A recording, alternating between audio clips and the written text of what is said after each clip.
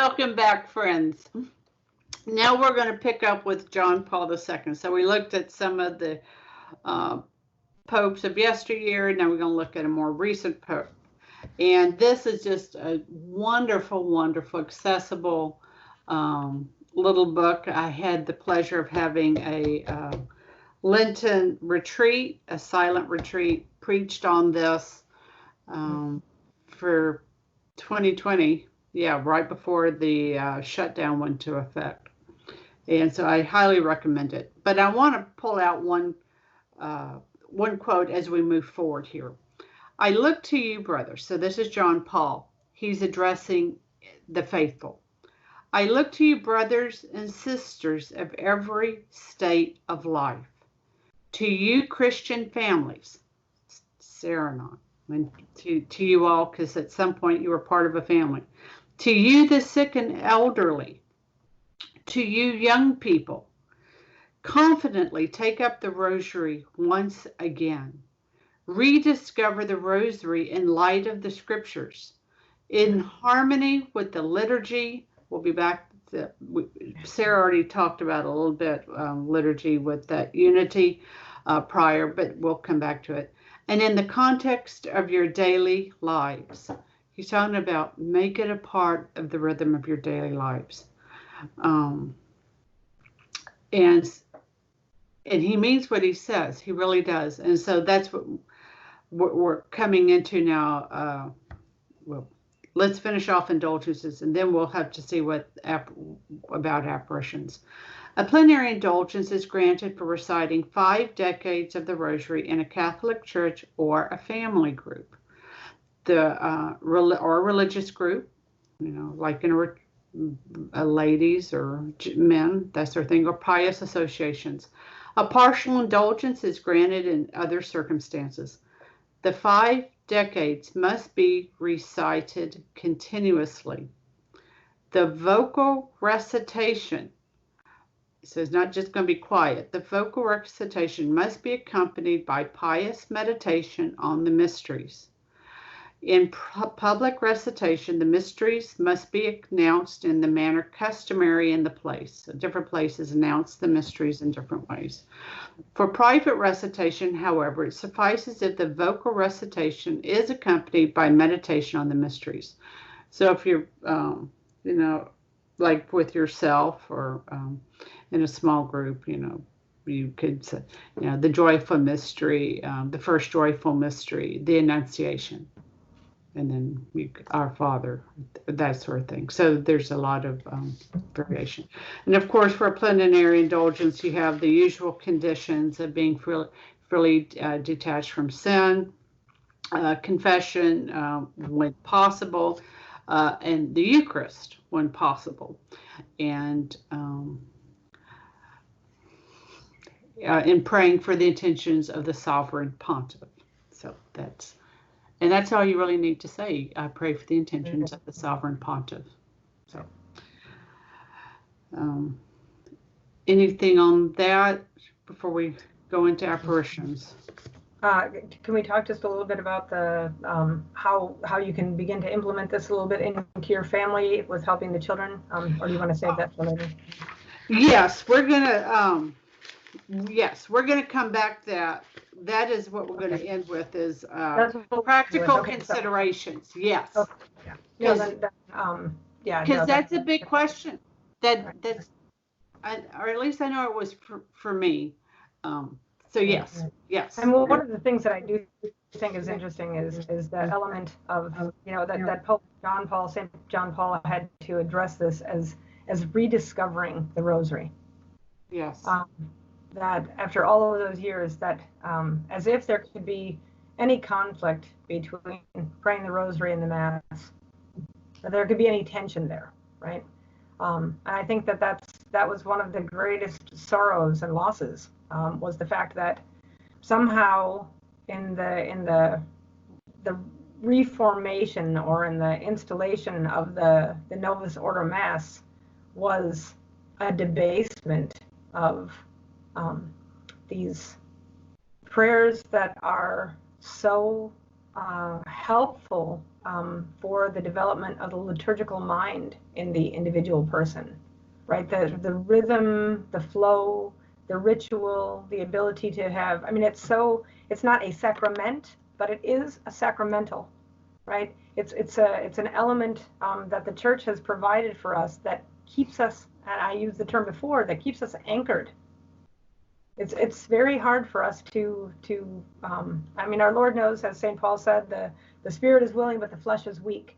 And so he does not disparage our weakness, right? He loves our weakness, and he gives us a lot of aids and assistances to supply what is lacking. And this is one of those beautiful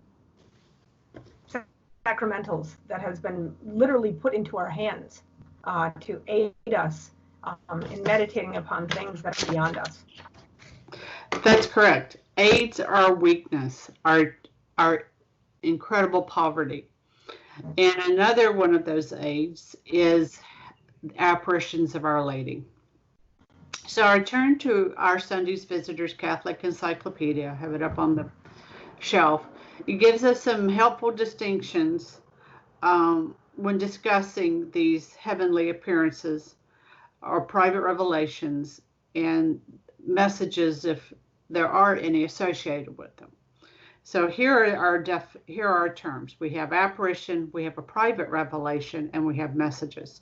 An apparition is the various kinds of supernatural visions of heavenly beings, frequently applied to the visions associated with Mary. So that's a private revelation, comes from a vision and communication with Mary or other heavenly beings.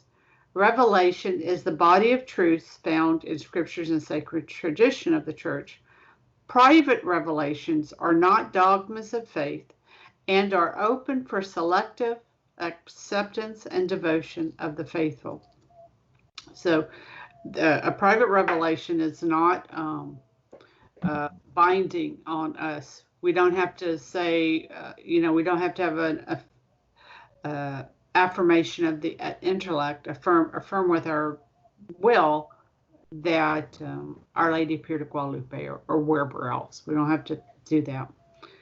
Messages, often in an apparition, a message is given to the seer, the person who beholds the vision.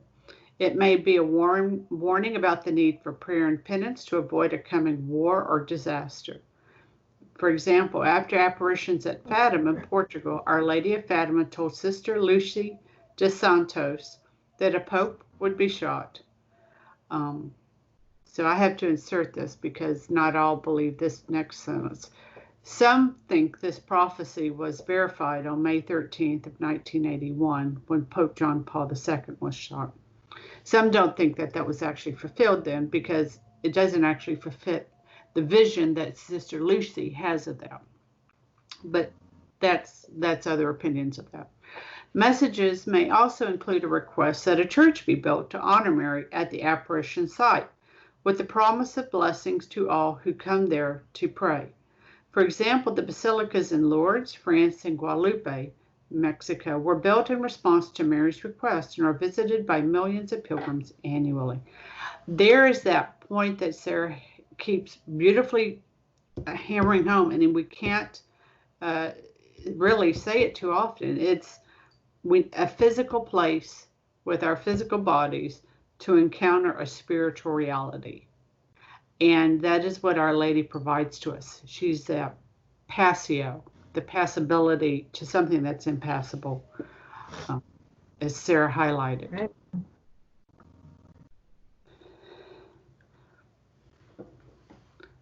Yeah, the Marian apparitions are, always been a great consolation.